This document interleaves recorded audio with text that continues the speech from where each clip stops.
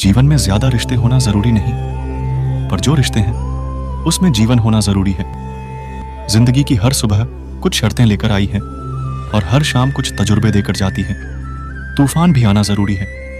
जिंदगी में तब जाकर पता चला है कौन हाथ छुड़ाकर भगत है और कौन हाथ पकड़कर सोच का ही फर्क होता है। वरना समस्याएं आपको कमजोर नहीं बल्कि मजबूत बनाने आई है। अकेले हो तो विचारों पर काबू रखो और सबके साथ हो तो जुबान पर काबू रखो। कोई भी रिश्ता अपनी मर्जी से नहीं जुड़ता, क्योंकि आपको कब किस मिलन है यह ऊपर वाला तय करता है। माँ और सम्मान की लड़ाई में कभी अकेले रहना हो तो रो लेना, लेकिन किसी के सामने खुद को टूटने मत देना, क्योंकि जब खुद का सम्मान करोगे तभी दूसरों से सम्मान पाओगे।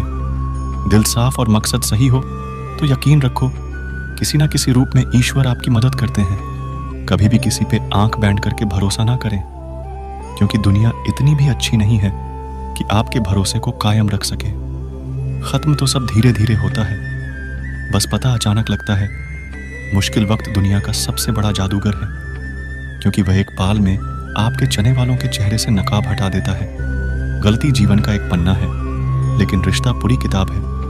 जरूर पढ़ने पर गलती का एक पन्ना फाड़ देना, लेकिन एक पेन के लिए पूरी किताब को मत कोना किरण, चाहे सूर्य की हो या फिर आशा की जीवन के सभी अंधकार मिट देती है। सब्र और सच्चाई एक ऐसी सवारी है जो कभी अपने स्वर को गिरने नहीं देती। ना किसी के कदमों में, ना किसी के नजरों में अकेले चलना और आगे बढ़ते रहना आसान नहीं होता, लेकिन अगर हार ना मानी जाए, अपने आप को बना दिया जाए, तो आखिर में एक बेहतरीन कामयाबी हासिल होकर ही रहती है।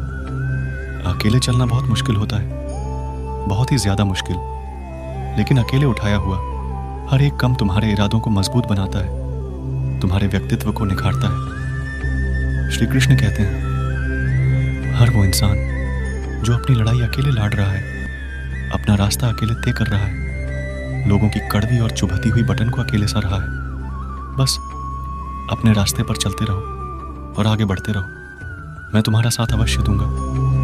जिंदगी कमाई दौलत से नहीं माफी चाहती। अंतिम यात्रा की भीड़ बताती है कि कमाई कैसी थी।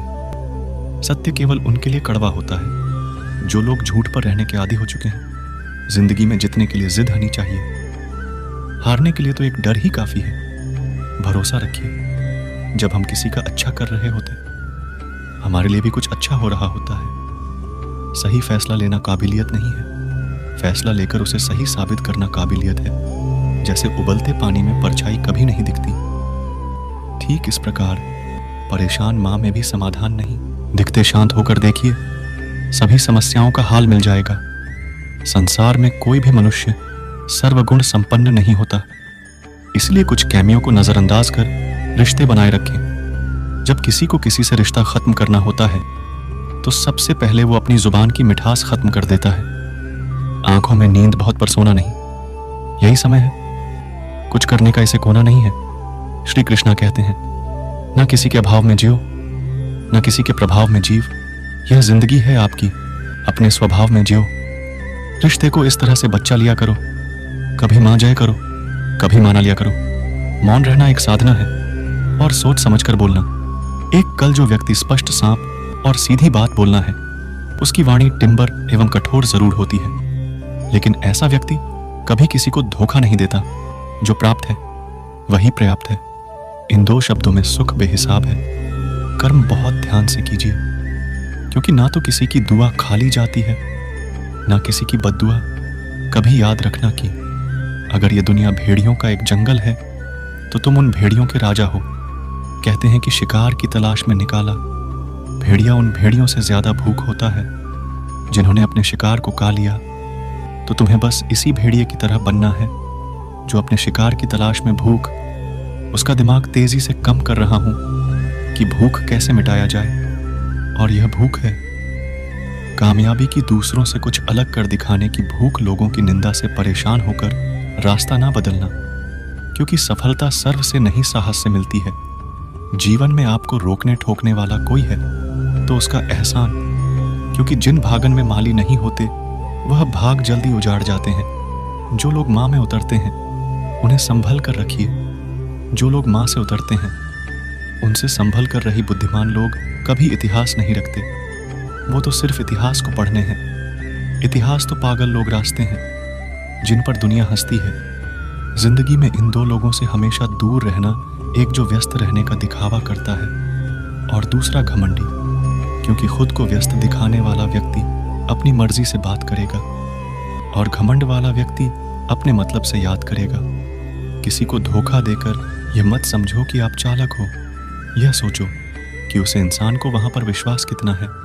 यह इंसान की फितरत है। यदि आप उसका एक बार सहायता ना करो तो वह आपके द्वारा पहले की गई सारी सहायताओं को भूल जाता है। घमंड के अंदर सबसे बुरी बात यह होती है कि वह सामने वाले को कभी महसूस नहीं होने देता कि वह खुद ही गलत है। हमेशा याद रखना कि समस्याओं का कोई आकर नहीं होता। वो तो आपके हाल करने की क्षमता के अनुसार बड़ी या छोटी हो जाती है। इंसान को इंसान धोखा नहीं देता, बल्कि वो उम्मीदें देती है जो वो दूसरों से रखना है। भगवान कभी वो खुद को कोसता तो कभी परमात्मा को पाकिस्तान की बीबी को अटूट विश्वास था।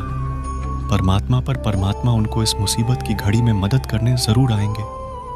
पर किसान को आशा की कोई किरण नजर नहीं आ रही थी।